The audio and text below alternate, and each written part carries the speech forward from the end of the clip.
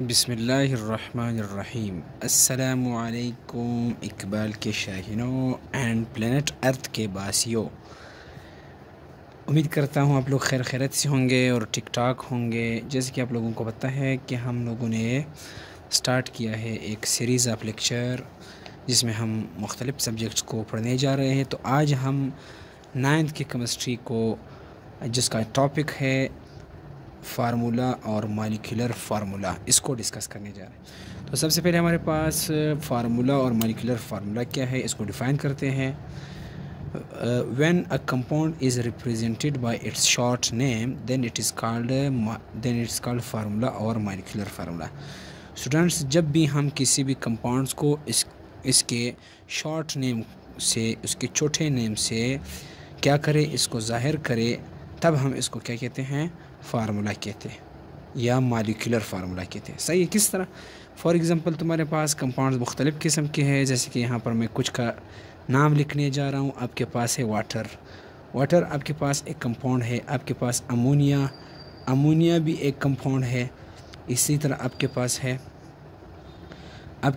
Glucose, आपके पास है glucose, वो भी एक कंपाउंड है। सही है। इसी तरह आपके पास है कार्बन डाइऑक्साइड, कार्बन डाइऑक्साइड।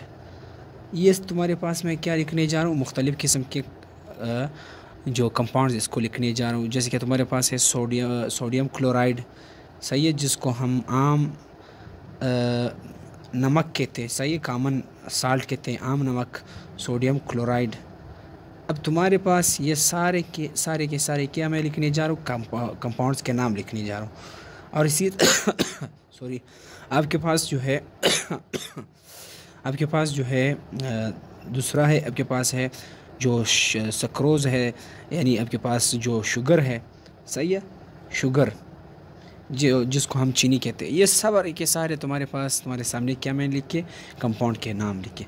तो जब भी हम कंपाउंड, यानी इस कंपाउंड के नाम को एक शॉर्ट नेम से ज़ाहिर करें, इस पूरे कंपाउंड को जब हम एक शॉर्ट नेम से ज़ाहिर करें, तब हम इसको क्या कहते हैं, फार्मूला और मॉलिक्यूलर फार्मूला। तो तुम्हारे पास वाटर का जो कंपाउंड है, उसका जो मॉलिक्यूलर फार्मूला है या फार्मूला है, वो क्या है, H2O है। और अमोनिया का तुम्हारे पास क्या है, NH3 है। और ग्लूकोज़ का तुम्हारे पास है C6H12O6 है। इसी तरह आपके पास है कार्बन डाइऑक्साइड का है CO2 है। और इसी तरह तुम्हारे पास है सोडियम क्लोराइड का NaCl है। इसी तरह तुम्हारे पास शुगर जो चीनी है, इसका है C12H22O11। तो स्टूडेंट, ये सारे कंपाउंड्स हैं, ये वाले, और ये क्या, इसका फार्मूला है। तो इसको देख सकते हो कि हम लोगों ने क्या किया, इस कंपाउंड को एक शॉर्ट नेम से ज़ाहिर किया है। इस कंपाउंड को क्या किया है, हम लोगों ने एक शॉर्ट नेम से ज़ाहिर किया है। इसको हम क्या कहते हैं, इसको हम कहते हैं मॉलिक्यूलर फार्मूला या फार्मूला कहते हैं। अब स्टूडेंट, मॉलिक्यूलर फार्मूला या फार्मूला आपको हमेशा दो चीज़ों के बारे में इल्म देता है। मॉलिक्यूलर फार्मूला या फार्मूला तुम्हें हमेशा दो चीज़ों के बारे में नॉलेज देता है।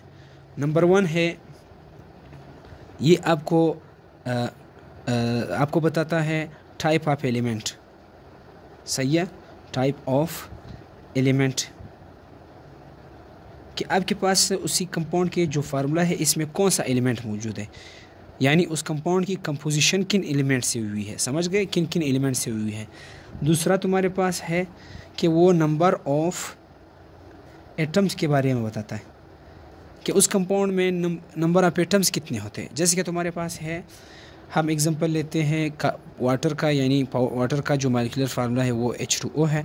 तो यहाँ पर तुम देख सकते हो कि वाटर बना किस चीज़ से है, एक हाइड्रोजन, मतलब इनमें एक हाइड्रोजन एलिमेंट है, दूसरा ऑक्सीजन एलिमेंट है। सही है।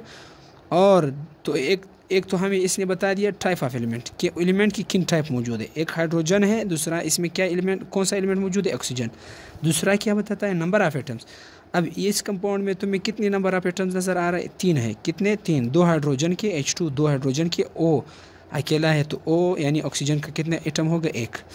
तो इन दो चीज़ों के बारे में हमें कौन मॉलिक्यूलर फार्मूला या फार्मूला किसी भी कंपाउंड का जो है वो इल्म देता है। इसी तरह तुम्हारे पास NH3 अमोनिया का है। यहाँ पर तुम देख सकते हो NH3, इधर कितने एलिमेंट्स मौजूद है, 2 तरह के एलिमेंट्स, एक नाइट्रोजन है, दूसरा कौन सा है, हाइड्रोजन। अब इसके अलावा ये दूसरा इल्म किसके बारे में देता है, नंबर ऑफ एटम्स के बारे में। तुम्हारे पास इधर कितने एटम्स हैं नाइट्रोजन के, 1, और हाइड्रोजन के कितने, 3, तो टोटल कितने हो गए, 4 हो गए। समझ आ गया। तो H2O में, पानी में तुम्हारे पास H2O जो है, इसमें तुम्हारे पास एक तो एलिमेंट क्या है, हाइड्रोजन, और दूसरा जो है एलिमेंट इसमें है, एंड दूसरा एलिमेंट तुम्हारे पास है ऑक्सीजन। और टोटल एटम्स कितने हैं, टोटल एटम्स तुम्हारे पास कितने आ रहे हैं, 3 आ रहे हैं। समझ आ गया। तो इसी तरह अमोनिया में तुम देख सकते हो, ये क्या है, ये नाइट्रोजन है, इसमें कितने हाइड्रोजन है, 3 हाइड्रोजन है। तो एक नाइट्रोजन है, 3 हाइड्रोजन है, तो तुम्हारे पास ये कितने हुए, 4 हो गए। इसी तरह ग्लूकोज में तुम देख सकते हो कार्बन, हाइड्रोजन, ऑक्सीजन, यानी ये जो ग्लूकोज कंपाउंड बना है, सही है, इसमें या ये किन एलिमेंट से बना है, कार्बन, हाइड्रोजन और ऑक्सीजन से बना है। और इसमें कितने इन एलिमेंट्स के कितने एटम्स है, 24 है, 24 है जी, 6, 12, 18 और 6 कितने हो गए, 24 हो गए। इसी तरह तुम्हारे पास कार्बन डाइऑक्साइड में तुम देख सकते हो कि कार्बन किन एलिमेंट से बना है, कार्बन और ऑक्सीजन से बना है, लेकिन इनमें कार्बन और ऑक्सीजन के एटम्स की तादाद कितनी है, कार्बन 1 है, ऑक्सीजन 2 है, तो टोटल कितने हो गए, 3 हो गए। इधर तुम्हारे पास कितने, यानी ये जो सोडियम क्लोराइड जो नमक है, ये किन किन एलिमेंट से बना है, सोडियम और क्लोरीन एलिमेंट से बना है, सही है। और कितने मौजूद है, 1 मौजूद है, सही है। इसी तरह तुम्हारे पास शुगर है, कार्बन, हाइड्रोजन और ऑक्सीजन से बना है, और इसमें जो एलिमेंट्स है उसके एटम्स की तादाद कितनी है, 12 ये है, 22 ये है, तो ये कितने हो गए, ये 34 हो गए, और 11 ये है, तो ये तुम्हारे पास 45 बन गए। तो यहाँ पर हम लिख सकते हैं कि मॉलिक्यूलर फार्मूला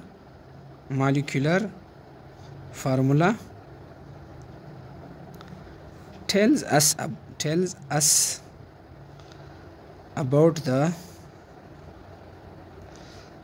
the composition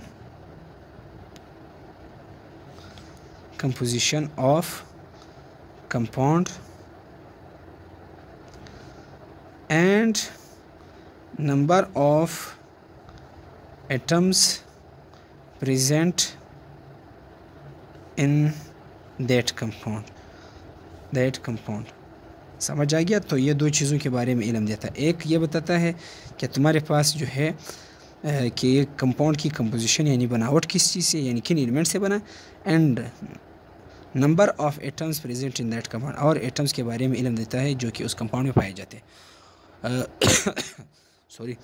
तो होप आप लोगों को समझ आ गया होगा लेक्चर। अगर पसंद आ जाए तो अपने दोस्तों के साथ शेयर करें, और आपके पास चैनल का आप लोगों ने ज़रूर ख्याल रखना है, और उसको व्यूज़ देने के बाद खामखा आप लोगों ने सब्सक्राइब करना है।